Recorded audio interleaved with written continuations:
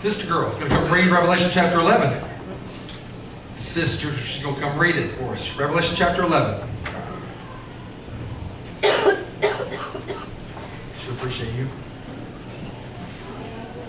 You can read. You can do lots of stuff, I've heard.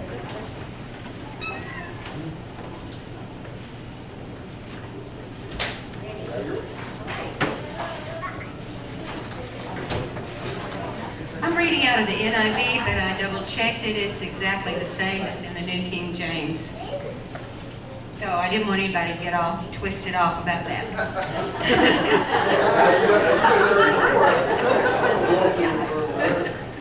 All right, Revelation chapter 11. This is about the two witnesses. I was given a reed like a measuring rod and was told, "Go and measure the temple of God and the altar and count the worshipers there. But exclude the outer court. Do not measure it, because it has been given to the Gentiles. They will trample on the holy city for 42 months.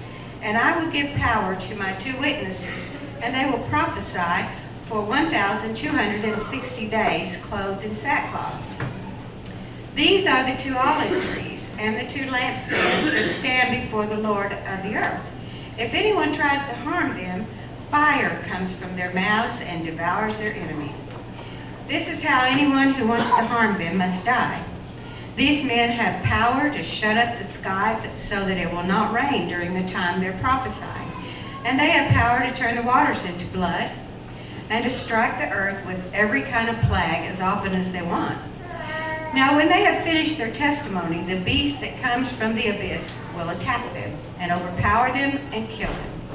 Their bodies will lie in the street of the great city, which is called spiritually Sodom and Egypt, where also their Lord was crucified. For 3.5 days, men from every people, tribe, language, and nation will gaze on their bodies and refuse them burial.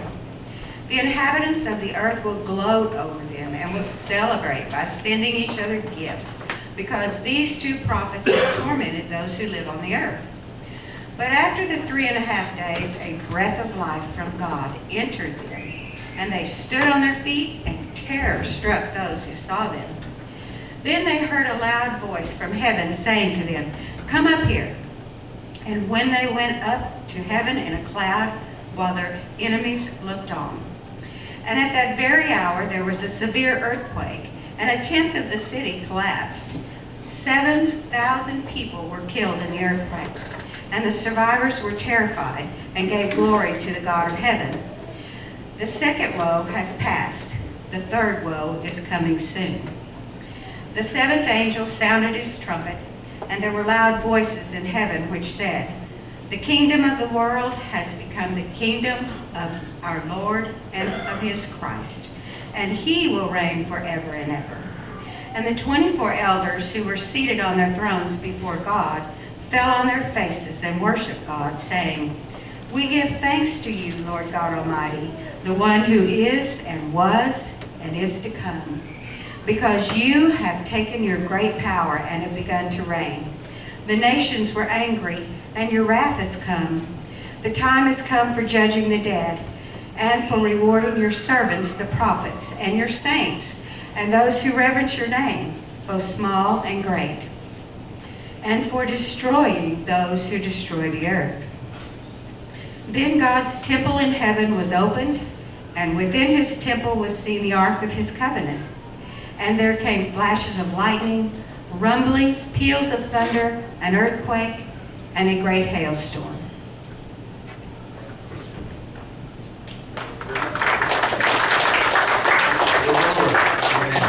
And for y'all who don't know why we do that, is because it says in Revelation, blessed are those that hear and understand this prophecy. And we want you to hear it, we want you to understand it.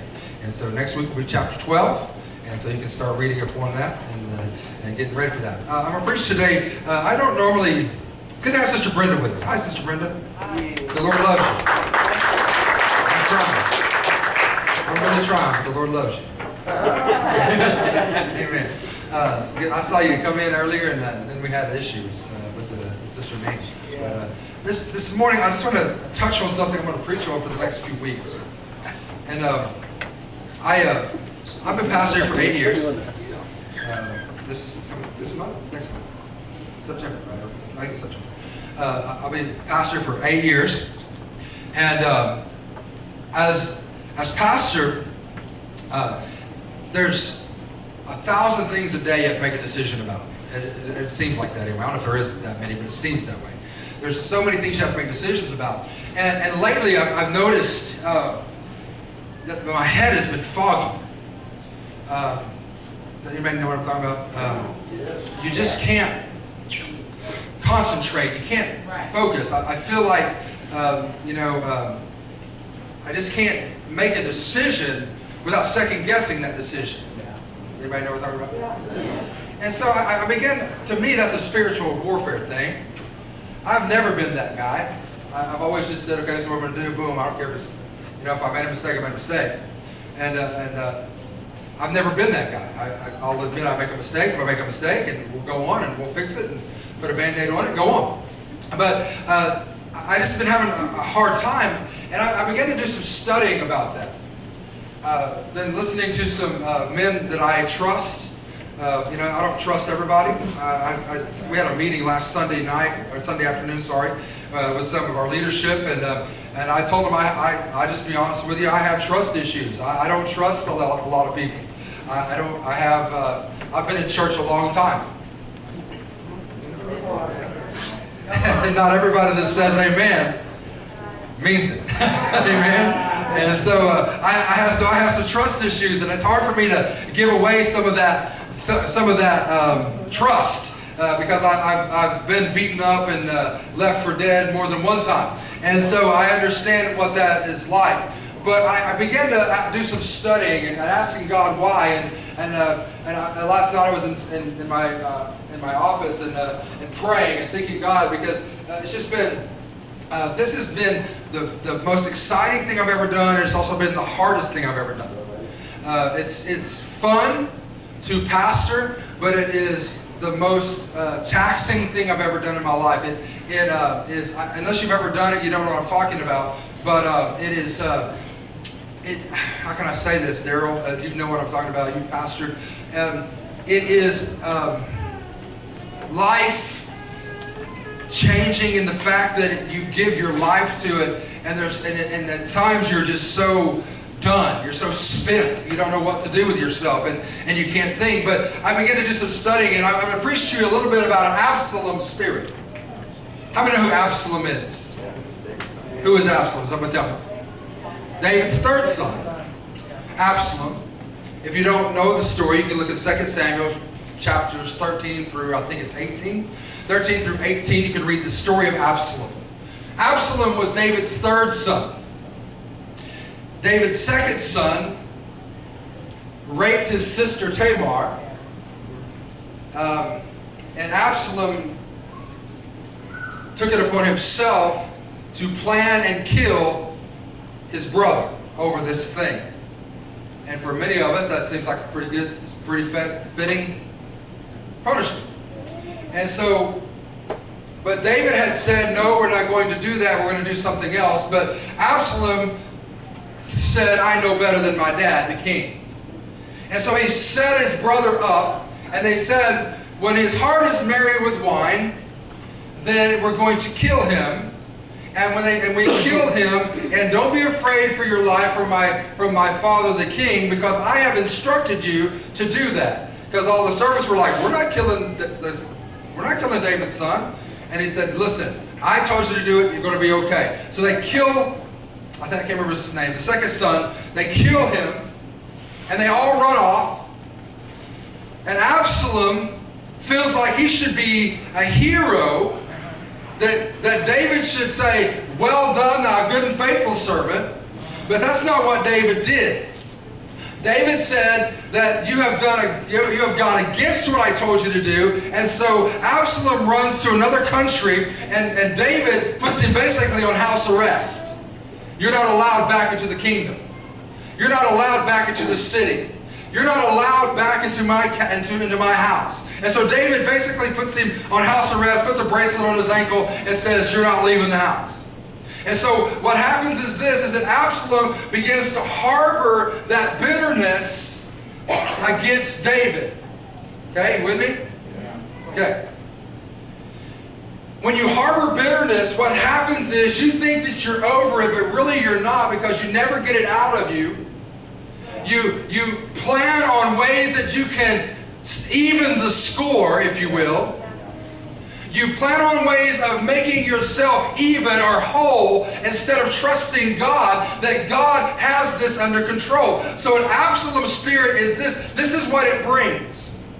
It brings chaos and confusion into whatever setting you're in. An Absalom spirit will bring chaos and confusion. What is an Absalom spirit? The way that Absalom acted, and we're going to get to more of it in the next couple of weeks. But what it is it is the way that his spirit was, what he thought and how he handled things. And when we get through this, you're going to, in your mind, and God is going to bring and reveal things to you, and you're going to go, oh, I see where that has affected my church.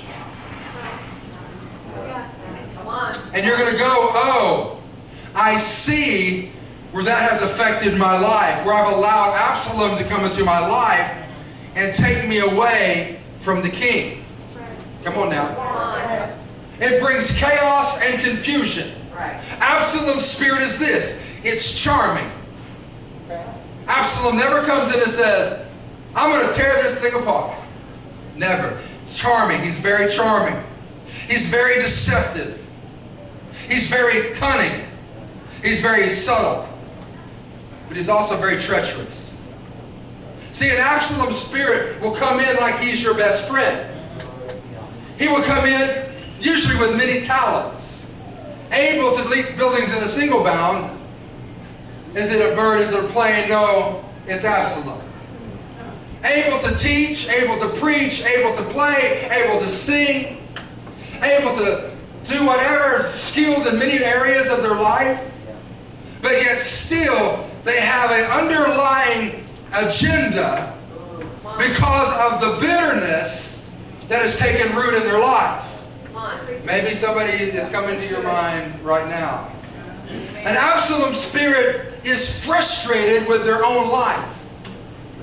Frustrated. Because they feel like they should have gotten accolades that they haven't really deserved yet. They are more interested in having someone notice them than actually doing the work of God.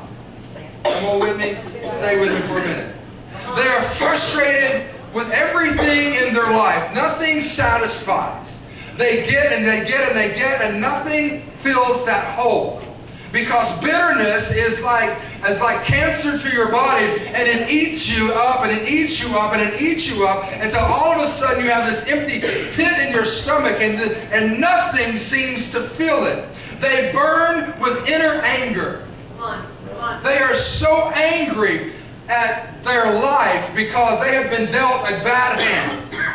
They have been misunderstood. They have been criticized unjustly. They have been hurt and nobody cares about them, and that's how they feel. They burn with that anger. They search for value in personal pursuits rather than finding their value in God. The church has been under attack, and out of ignorance, I didn't know. Okay, it got quiet now. No one ever taught me this. No one ever sat me down and talked to me about Absalom. I had to start deciding in myself, God, there's something going on. There's something wrong. I just don't, this ain't right. I don't know what's wrong. I just know something's wrong. You ever feel that way? I don't know what's happened, but I just know something's happened. They have a hidden agenda. Hidden agenda. I'm going to read, I'm going to make it tough on you, Dan. You ready? Ecclesiastes. You know where that's at? Matthew, Mark, Luke, John, Ecclesiastes. No, I'm just teasing. Old Testament. Old Testament. Ecclesiastes 5:17. He's got his big brother back there. He's got him lined up. Amen. That'll work. all his days. He also eats in darkness. And he has much sorrow and sickness and anger. They are those that have an Absalom spirit. It doesn't have to be a guy. It can be a woman as well. Those that have an Absalom spirit, they really don't have anybody close to them, but they drop names like they have people close to them. What do you mean? Well, Joey said. Well, Lawana said. Well, Mark told me. And they drop names to make you think that they are in agreement with them. Right. Are you with me? Come on. And so, to have an Absalom spirit, they build on these things, and I'm just going to throw them at you from my point of view, and it doesn't have to be this way. This is just from my point of view. The pastor can't be trusted. He's incompetent. Absalom believes that he knows the right way to handle things. And that's just, it could be Lawana doesn't know what she's doing. It could be Denise doesn't know. Whatever. I just threw those things, I just wrote those three things down. The Absalom spirit will carry his offenses to many people trying to spread discontent. Trying to spread discontent. So what happens is that there's a hidden rebellion inside an Absalom spirit. Absalom's spirit is rebellious, and it grows like cancer. It would be deadly if it's not dealt with, and the only way it can be dealt with, it has to be cut off. So you're just giving up on people. No, it didn't say that. It didn't say that. What I'm saying is this, is that spirit has to be cut off. Not the person, the spirit. In 1 Samuel chapter 15, verse 23, it gives us this.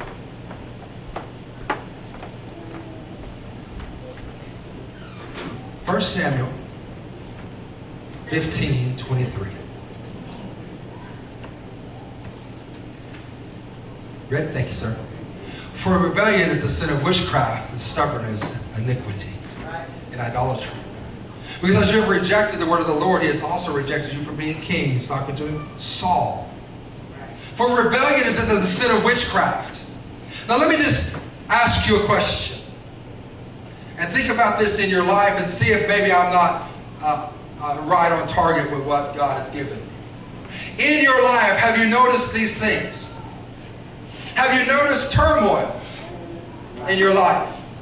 Have you noticed confusion in your life? How about this? A churning in your stomach. Check, check, check. Chaotic thought life.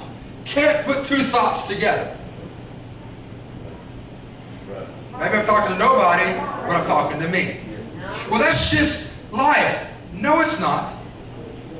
Because it wasn't that way for me a few years ago, but right now it is that way. So to me, it seems like to me, there's something that I'm fighting that I didn't know I was fighting. Come on.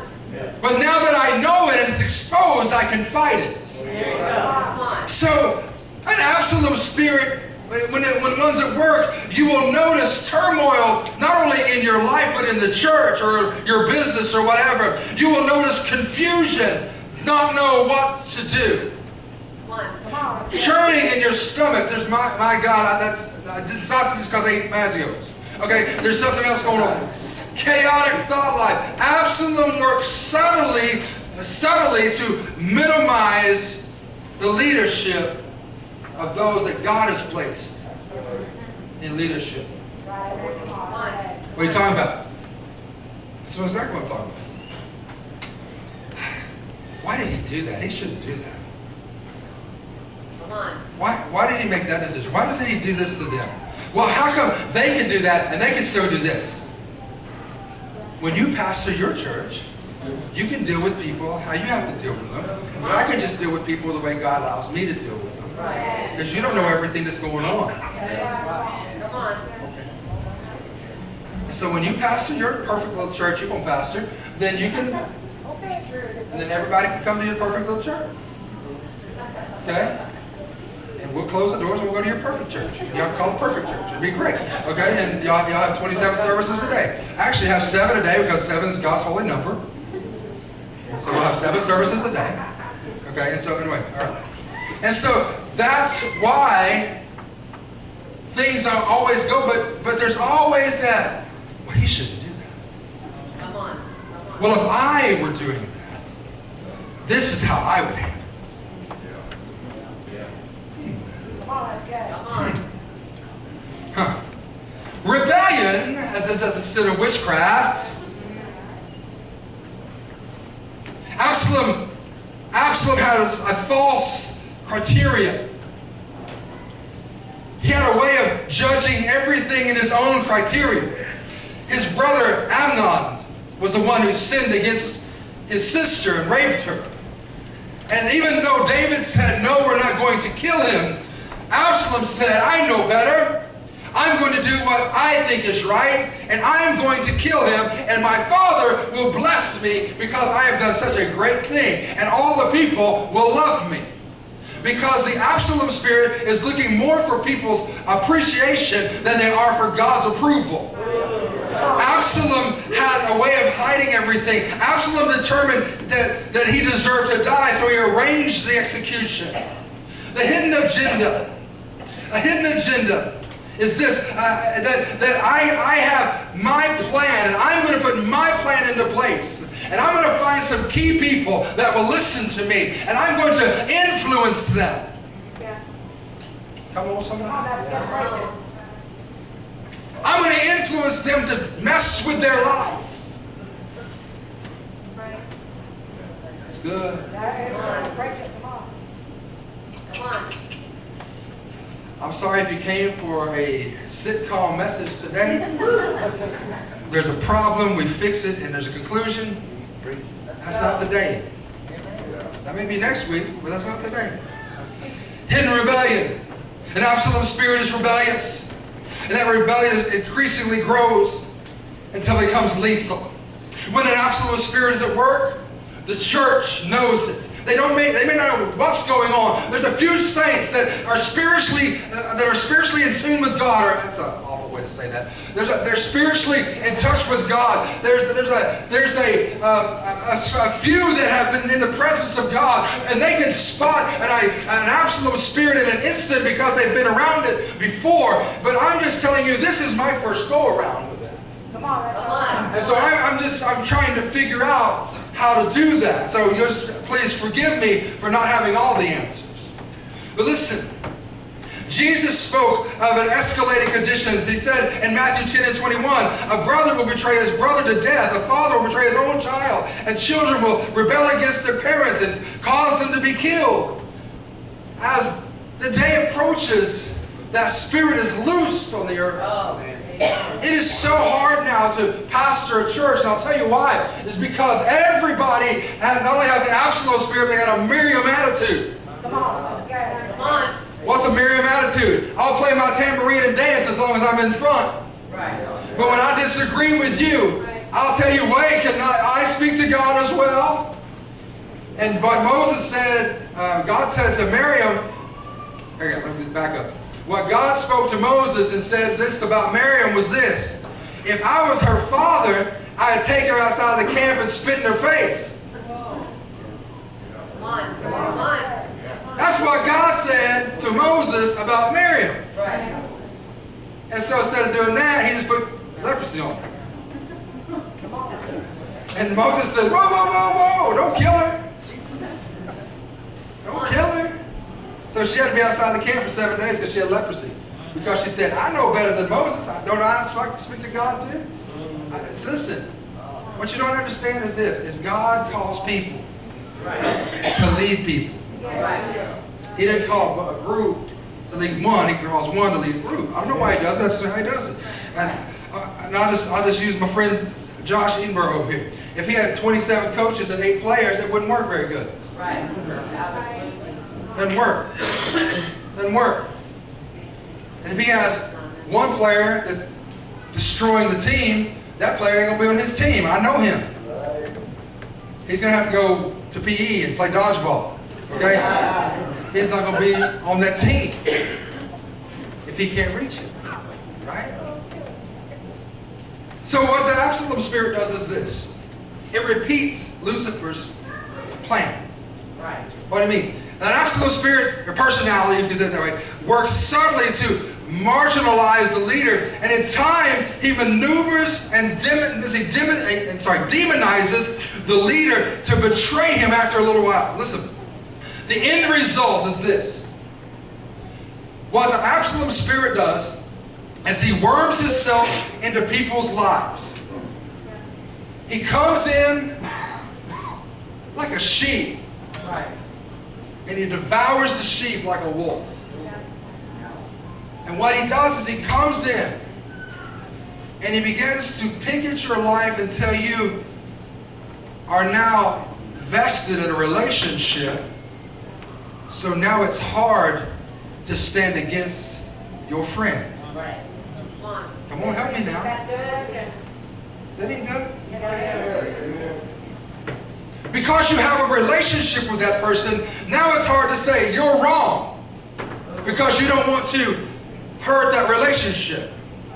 Desire to be in command. An Absalom's personality thinks that he is competent and the leadership is incompetent. And the decisions and the directives of the leader are just wrong. And this is what you should do. And this is how we should do it. Now he doesn't say it like that. He maneuvers his way through. Right. The Absalom tactic is this.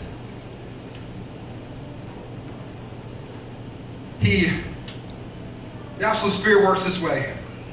By impressing and stealing the hearts of people. If you read the story of Absalom, Absalom came back into the city even after his daddy told him not to. And Absalom came back into the city and sat at the gate. And as he sat at the gate, people would come to see David. And I don't know if you know this or not, but David was a king and he had a lot of stuff to do. And he didn't have time to, if someone was fighting over 2 chickens, decide who gets the 2 chickens. And so what Absalom would do is he would greet people as they came in and hug them and kiss them and tell them how important that they were to him. And if he were king, he would have time for them. Right. Come on. Preach on, preach on. Come on. If I were king, I would sit here and I would judge all day long because I need you to know this, that you are valuable to me. You are so valued. Come on. David doesn't care about you, but I do. Come on. Let me buy you lunch. Right. Come on. Let's go get a sandwich and let's talk about this. You are so talented. You are so awesome. I can't believe David doesn't see your value. I see your value. You better watch. You better watch. Come on. You better guard your heart. Right. Come on. Because when somebody's taking you to lunch and they're stroking your hair and they're buying you shrimp and lobster and a steak, I want a little sugar at the end of the day. Come on. A little sugar on that jaw at the end of the day. Amen? So if they're willing to take you out and stroke your hair and tell you how wonderful you is and how awful that preacher is, he don't even have time for you.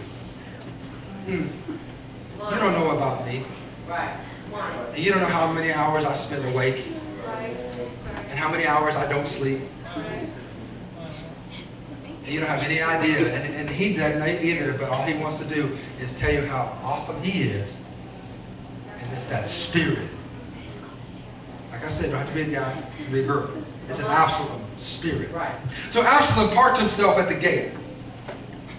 And as people would come in, he would tell them how wonderful they are, and how beautiful they are. Even the buck-toothed, cross-eyed ones, they were beautiful. And everybody was all that. And so he parked himself there and he began to integrate himself into the people. that the people loved Absalom and they had a relationship with Absalom. Because Absalom, of course, he bought me dinner. Absalom, he paid for my car to get fixed. Absalom, he wiped my brow when I was sweating. Absalom decided which one of us was going to get the 2 chickens. It didn't matter. And that mean old king didn't have time for me. He's a master manipulator. The Absalom personality is a master of manipulation. He assures people, you're so special. You're my friend. I love you more than the pastor loves you. Look, I'm here. He's not.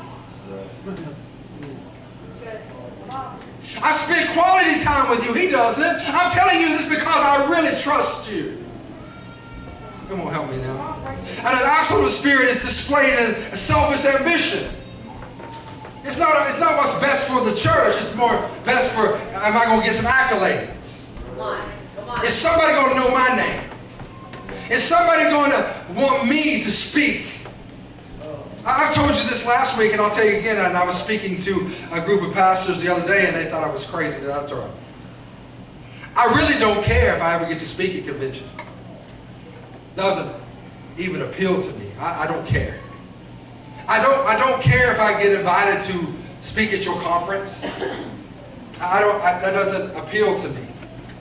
I don't care if I ever asked to speak at a youth rally or a whatever men's group. I don't care. Don't care. Doesn't bother me. Are you saying you wouldn't? No, I would. And I would do a fantastic job. Listen. Just kidding. All right, just kidding. Listen. But I would. But that's not the reason I do what I do. Is that somebody will notice me and ask me to speak. Don't care. Don't. My whole agenda is easy. I've got to get you ready to meet Jesus. I've got to get a city that is lost and undone. I've got to introduce them to Jesus. That is my agenda. That and that alone. My agenda is not that you know my name. Don't care. I know that sounds weird, and I know that sounds crazy, but I just don't. I never started preaching so someone would say, wow, that was good. Although it always feels good for somebody to say it feels good, that was good, that feels good. I would rather you say that than, I don't get much out of what you say normally, but that's pretty good.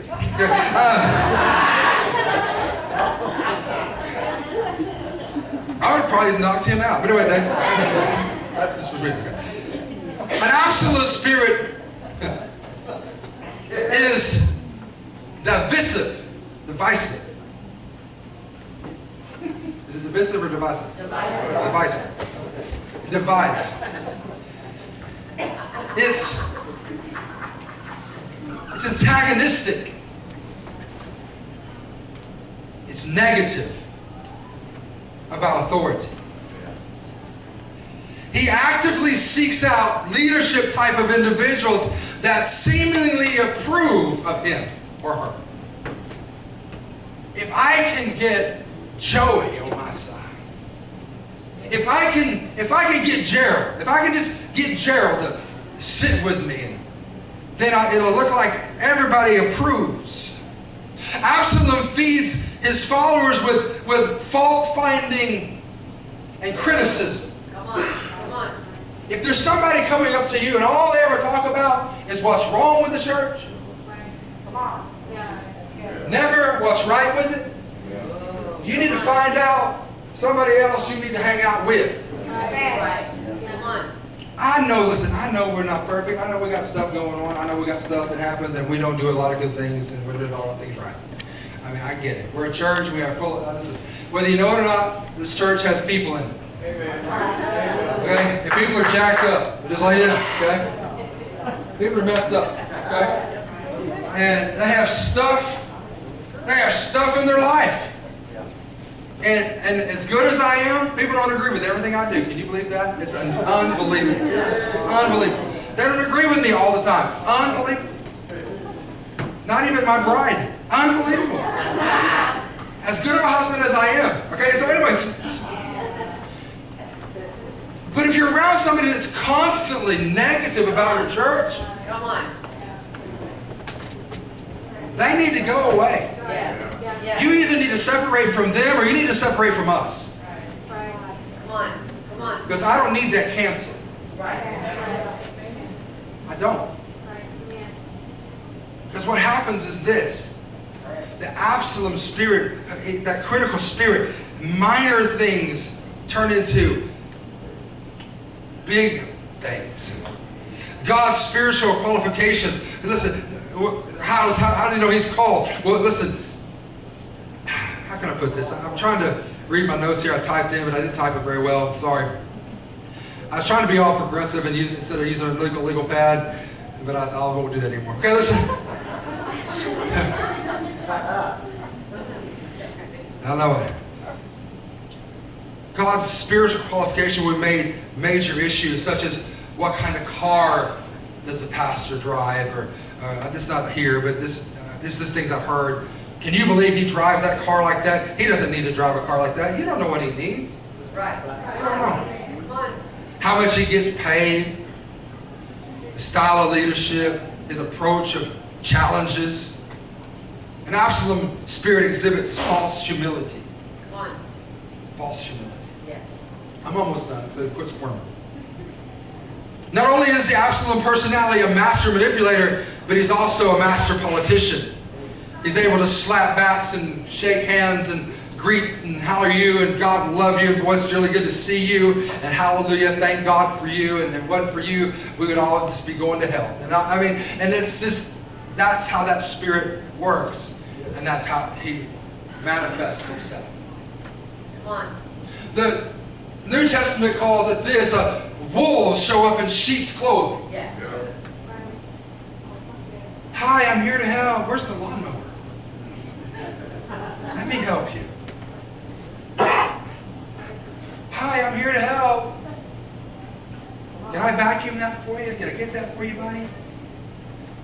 I know I have trust issues, Linda. Because when I see somebody willingly grab a vacuum cleaner, I always go, what do they want? Isn't that sad? But it's true. It's sad. It is sad. I'm willing to admit I have problems. When I see somebody wanting to clean the restrooms, Yeah. Come on. I told Casey no because I knew she wanted something. No, I'm just kidding. But when I see people, and it's because I have to wait to see your character. Right. Come on. Then after I know your character, then it's, is it just me or is it how hot this place is? There's air conditioning's been on since 7 o'clock. I don't know what to tell you. Okay. Listen.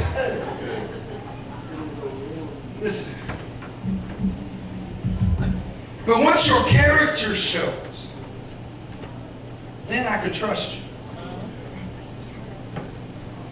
Now, I'm not saying I walk around sneaking around looking at you, making sure you're not stealing something. I didn't say that. Okay? Come on.